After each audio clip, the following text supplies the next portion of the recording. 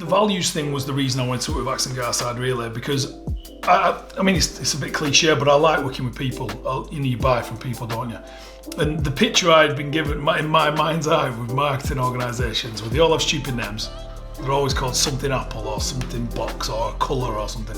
So Axon Garside didn't mean anything to me, so that got my intrigue. So then I came to speak to Ian and Jack, and then I liked the fact that it was a small business. I liked the fact that you were honest. People were very honest in telling me what was right, what was wrong. We've had several conversations since then that I've been put off money I may have spent because it wasn't the right option, and that was on the say-so of Axon Garside. So I like that honesty of purpose. I like the fact that I felt I could trust Axon Garside. I felt I could trust Ian. I felt I could trust Jack.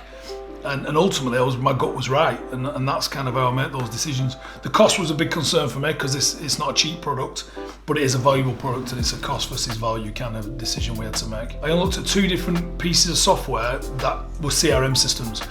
I've previously been very critical of CRM systems in the education space we work within, because we actually subscribe or buy another piece of software that is allegedly a CRM system that's built into sort of an MIS system. And it's brilliant for MIS, it's terrible for CRM and data.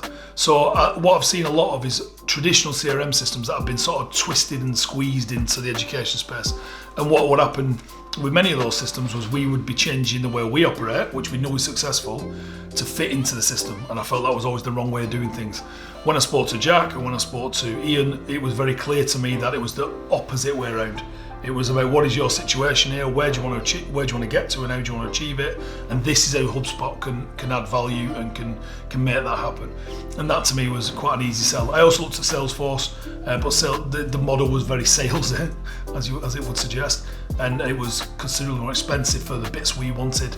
It just didn't feel right. I know that's not very helpful, but the feel of HubSpot was right for me. One of the other things I quite like about the HubSpot is the vibe I get from it is that the CRM side of things is relatively new, and what I do like is they seem open to listening to developmental suggestions, so you can suggest things, and I feel like that would happen, they would implement those things, and I can see historically a few of those things have happened.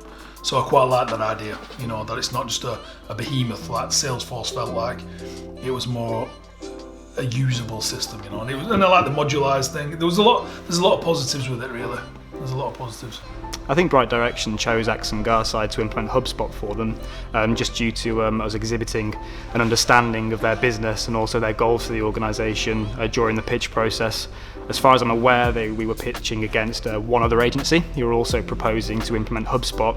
However, they were looking to implement a series of other products and softwares to do effectively the same job that we were trying to get done for them, but only using one instance of HubSpot.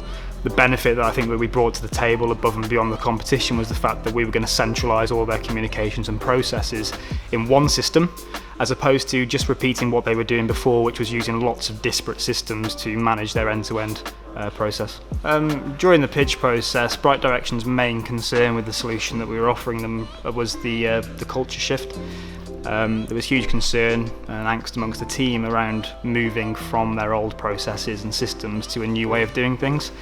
The guys there had done a really, really great job of creating a series of spreadsheets to manage all of their processes end to end, but it just wasn't scalable for them anymore.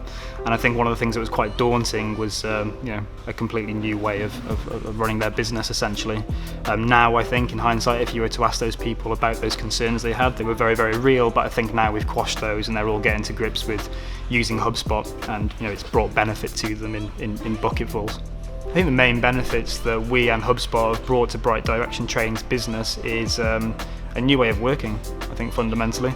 They were using lots of separate spreadsheets and disparate systems to manage their end-to-end customer journey and process, and now they have one system which supports all the way through, delivering better experiences to their customers. I think the other thing is as well, Bright Direction Training are a really ambitious business with a vision for growth, and without a scalable solution in place, I think it would be very, very hard for them to bring on new people, train them quickly enough, and have a robust enough process and system to support them.